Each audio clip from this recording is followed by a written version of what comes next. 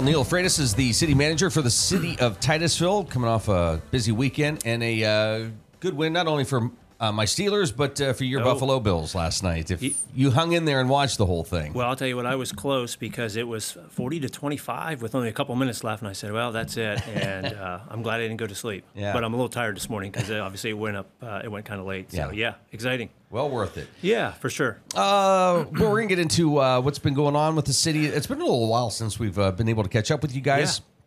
We'll recap that. There was a meeting last week. We can go through the meeting. The agenda was posted last week in advance, so you could kind of see what was going on. So we'll get some updates there. Yep. And then what's coming up here over the next couple of weeks. But first, you've got some big news. Exciting, but yet sad at the same time. I am going to be leaving the position here as city manager. I've been here just about 6 years, and I'll tell you, Luke, it's been a wonderful ride here in the city. Obviously, a hometown, graduated from Titusville back in '96, and so it was exciting to be able to be given the opportunity to come back here and lead the city and work with all the wonderful groups we have in Titusville, the nonprofits, the businesses, just the residents. It's been great. I feel like we've done a lot of positive things.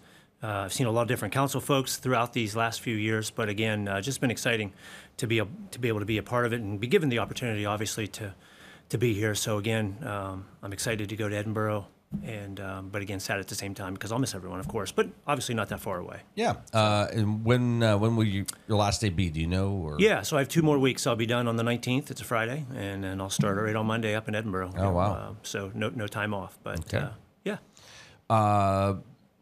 Maybe before then, the next week or the week after, we'll get your thoughts on maybe those highlights over the last 6 years on what you're proud of and the legacy you hope to leave behind. But absolutely, we'll save that till we get closer. But let's get to the meeting that took place last week. Still a lot going on and a lot of things I think you're probably trying to get wrapped up before weather really changes. And then mentally, I think city kind of switching gears with some things. You're going to be talking about leaf collection and all this stuff coming up. But going over the meeting last week, manager's report, what sort of things were discussed or did you bring up? A lot of updates on different things that are happening. As you said, a lot of projects we have in the works. We have an electric upgrade up over Shady Park. We've been talking about that obviously for several months, several years, matter of fact, with using community development block grant money. So they're starting that project this week. So we're very excited about that. Also updated council on some other projects, the water well project. We talked about that is a long, many years out as we continue to go through the drilling of the wells over at our water department. And a whole slew of things that I know we mentioned. We did talk about Gecko and some issues they had over there with a leak back in April. They had a leak at one of their pumps. We had a company come in, obviously DEP's involved, and a company come in. They want to put some wells, maybe some test wells over at Shady Park. So council's discussing that and what those are going to look like and how that testing goes. So we addressed that issue. What else did we talk? We talked about crossing guards. It's one of the things we struggle with every year, obviously, with school starting. We are down 2 crossing guards. It's great to say that we've had two folks come forward. One is actually in place, and another one is going through the process of getting the correct certifications and things like that, background check and what have you. So we're excited to be able to fill those positions as they're obviously very important. I see a fire department Minutemen replacement on the agenda. Yeah, we talked about that. It actually ended up getting tabled. We talked about potentially filling a position that Dustin, our public safety commissioner, would like to fill, but unfortunately that's been tabled as we actually, one of the individuals on the list actually has got injured at another job and is not eligible right now, so there's going to be some time off. So again, we'll address that, I believe, in the beginning of the year as we work through that. We also talked about the budget. One of the most important things right now is we're getting into budget season. We actually start that this week. It's my opportunity to sit down with the department heads and our finance supervisor and go over each department's budget for 2026. They essentially make a wish list of things they'd like to have.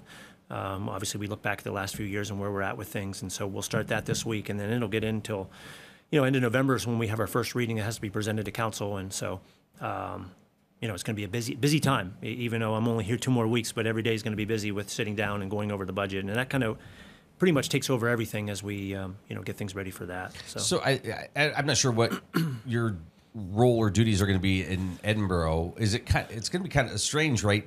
you're starting that budget talk here, and then you're going to be walking into something that's been discussed probably there. Yeah, obviously going up there, meeting with obviously department heads I haven't worked with before. They have a budget as well, of course, and so they're in their prime time, just like everyone else in the municipalities, townships, boroughs, what have you. So again, I'll be kind of doing double duty here as we start Titusville. Somebody will finish it, and then I'll start Edinburgh. So yeah. What's the sort of the policy or the proceedings? I guess once you're done in 2 weeks, is there do we have an interim city manager that's going to kind of take the conversation over and work with budgets? Yeah, so Tim Russell is our code enforcement officer. He'll be essentially working into that position, filling until council, does their search, potentially working with a consultant, outside consultant, to try to help with advertising and just different things.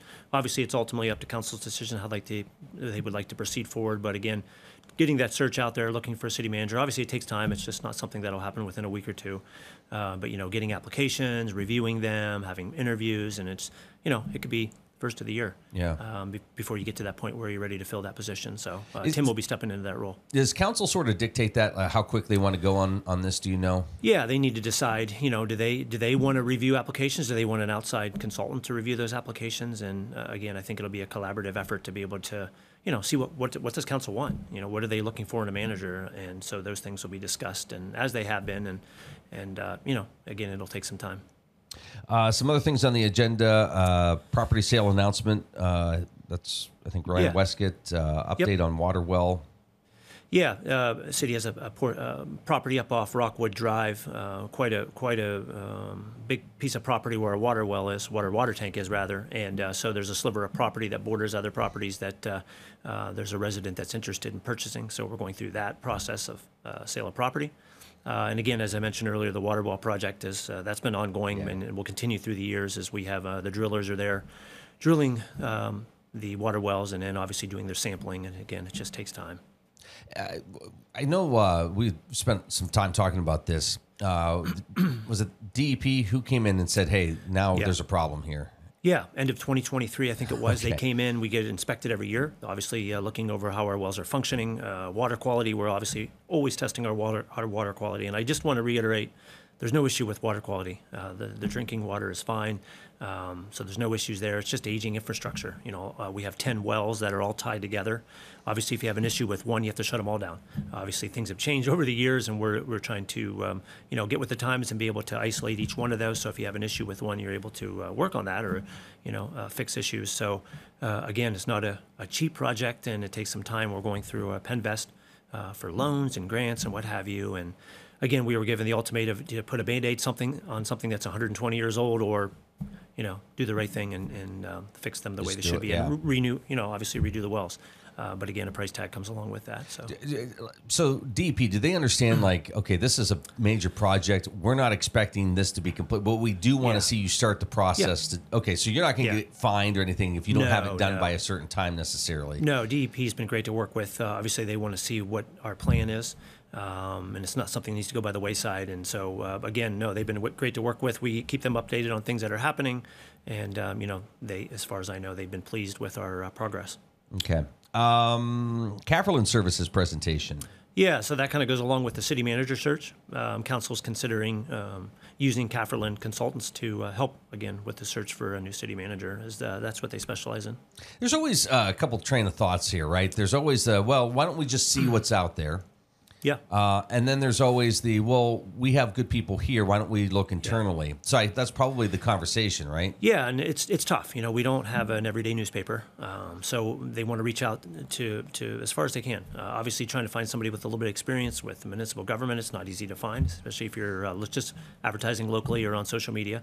So again, I think Cafferland will be able to provide them some outreach and being able to get some good candidates, obviously. And not saying there isn't some here, again, but it's just getting a wide array of different resumes and whatnot. And if somebody was watching this and they said, well, I kind of have some experience, they could... Yeah, we have resumes coming in now, actually. We haven't even really done anything. So, if you're interested in this position, resume, cover letter, bring it down to City Hall. It'll be put in a file. And again, council will have an opportunity to review it. Okay. Steve Carr purchased at 745 East Main Street. Yeah, so obviously Steve was interested in some property that's over on Spring Street there, just past the Sci-Temp ball field. The city has a piece of property over there. Has had it for quite some time. And so Steve, having some rental property there, was interested in essentially expanding his property. And so he came to council asking what the process is for purchasing city property, as we are going with the property up on Rockwood Drive. So again, there's a process we go through third-class city here. And so he was asking questions about the property and obviously seeing if council would be interested in selling the piece, which certainly we are. Senior Center Apartments.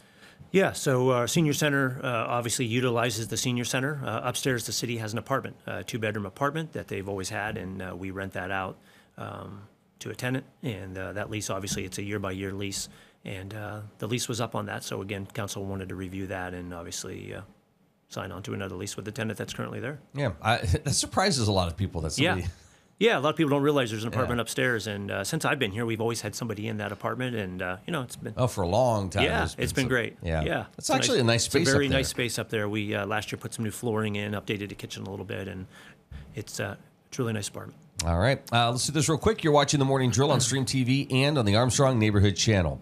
Neil Fratus, City Manager for the city of Titusville for the next few weeks at least, with us here this morning.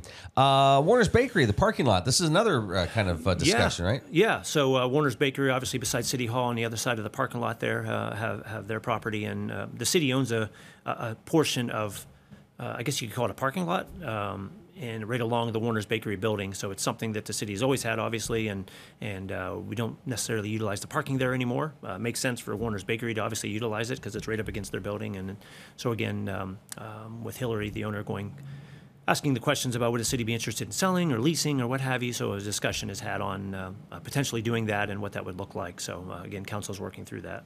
Boy, they've done a nice job with that space there. Yeah, beautiful. Does that help when somebody comes in, when you know that they're taking care of a property or growing a business like that? Yeah, obviously just looking in that impression of, obviously Hillary's doing a phenomenal job over there with her building and the updates that she's made. And again, it's great to see. So again, it makes it a lot easier when somebody comes in and wants to continue that onto their property as well. So yeah. Peace pole. Yeah, Rotary. Chris Philly came in, did a presentation on putting a peace pole in over at Founders Park. This is about a 4 or 5 foot long pole that promotes Rotary, obviously, and the wonderful things that they do around the world. And so Chris came in, gave a presentation of putting that in place near the benches over at Founders Park, kind of in front of the stage there. So he wanted to present to council what that would look like. And he actually brought the pole in, too, as well, to show council. Obviously, we passed some pictures around, but again, wanted council's blessing to be able to do that. And so that'll be installed here in the next few weeks, as we're excited about that as well. Rotary, obviously, helped donate money for the stage that was put in Founders Park and a bench as well. So we're very grateful for Rotary and what they do. I'd imagine we're past Labor Day, the splash pad. Yeah, splash pad shut down on Labor Day weekend. Okay. We try to extend it out when we can. Obviously, temperatures have been a little bit chilly in the mornings, and obviously with school going back in as well, it's just the right time to be able to do that. And so, splash pad is closed down. Obviously, the parks are still open, of course, but closed down until next season. Is there any recap with the splash pad? I mean, I know nobody officially keeps track of numbers, but it seems like, especially this. I mean, again, it was really hot this summer. Like you drive by and it's always packed. Yeah, we had, I wish we had a counter we'd be able to see that, but I know this year was very, very busy, and folks but using the splash pad up until even past 7 o'clock when we would shut it down. There's a lot of times where we leave it open till 8 or 9, obviously through the summer months, but yeah, it was busy all season long, and again, wonderful asset here to the community for the kids to be able to use. I think over the last couple of weeks, a lot of folks were introduced to some of the improvements at some of the parks in the Admire complex. I was just talking to somebody last week when we were down there working on fields, and somebody's like, wow, I didn't realize they paved down here. Yeah, I was down there yesterday. Matter of fact, my boys were playing soccer, and just to see the change from last year with the parking and the room that's created as well, it's exciting to see. Again, and I look back, that's one of the things I look back in the time I've been here is the improvements at Admire. From removing some of the trees, if you recall, many years ago we removed the tree line down along the old tennis courts in between the BMX track and the softball field was kind of the start of that, and the pickleball courts, and playground set and what have you. And obviously the paving has come a long way. And obviously with the new building as well, it's been great. Yeah, a lot going on down there. And again, just the paving was like, wow, this is big difference. Big difference, yeah.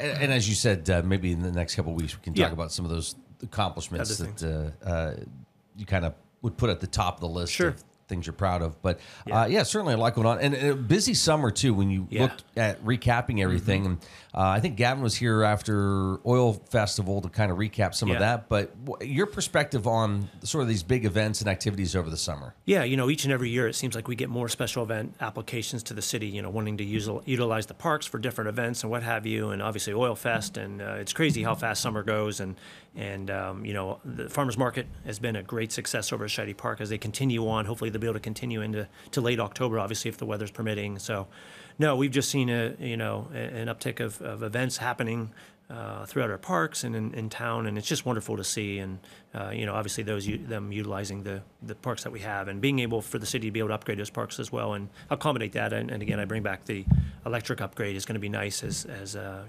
concerts in the park were a success this year and other events that they have over there. And be able to update that electric is so important as we continue the events in the parks. Yeah, I think another aha moment was Founders Park and how that started to come together. And as more of those pieces came together, there was more of the community going, okay, now I get it. Like with the stage, the murals, outstanding. Yeah, absolutely. And obviously the city continuing to upgrade that park as it move along. And again, it's just great to see. With Founders Park, are there any other things that? Well, of course, it could always change, but are there other things planned, or is it almost at the moment not yet? Obviously, for this year, it's something council can and the next manager can review some grant funding opportunity to improve that park. Again, the mural, amazing. Just the color it brings to the park, and obviously the stage, obviously as well. I think you'll see that park utilized a lot more than it had in the past.